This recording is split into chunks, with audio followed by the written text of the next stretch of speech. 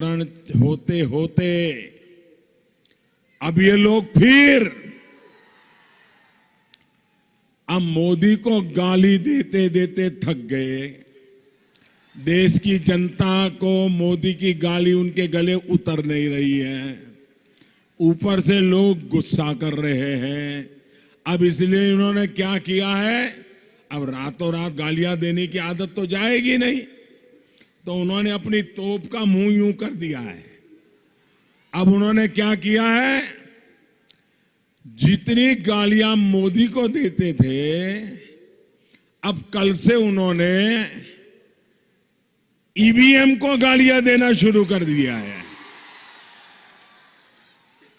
अपनी नाकामी का, अपने पराजय का ठिकरा ईवीएम पर फोड़ने की तैयारी कर ली है भाई।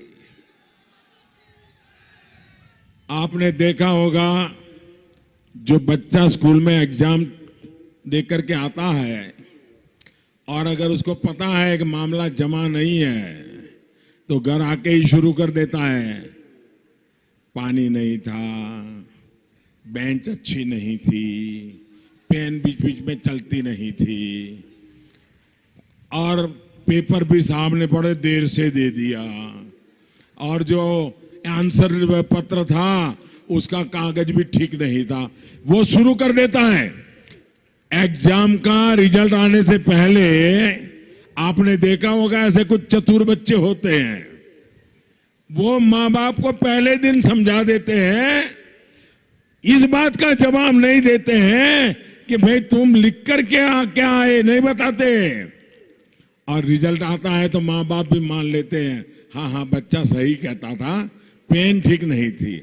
इन्होंने भी अभी से माहौल बना दिया है, ईवीएम में गड़बड़ है। अब बेचारी वोट डालने वाली मशीन भी क्या करे। देश की जनता जब अपने चौकीदार पर इतना प्रेम बरसा रही है, तो बेचारी उस मशीन को भी गाली खानी पड़ रही है, उसके नसीब में भी गाली आ रही है। साथियों, ईवीएम पर विपक्षियों का ये रोना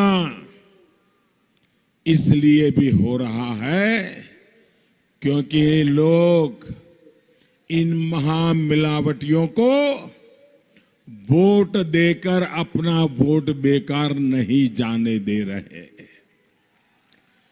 और जो लोग मिलीजुली सरकारों में खुद को प्रधानमंत्री देख लेते थे, दिन में 10 बार चेहरा शीशे में देखते थे और शीशे पर लिख करके रखते थे पीएम, और सोचते थे हाँ ये मेरे लिए लिखा हुआ है, ये इनके सपने चूर हो गए। वो ज्यादा उछल कर करके, अरे जो अपनी विधानसभा की चुनाव बचा पाने की ताकत नहीं रखते हैं, वो अब ईवीएम को गालियां देना शुरू कर दिया है।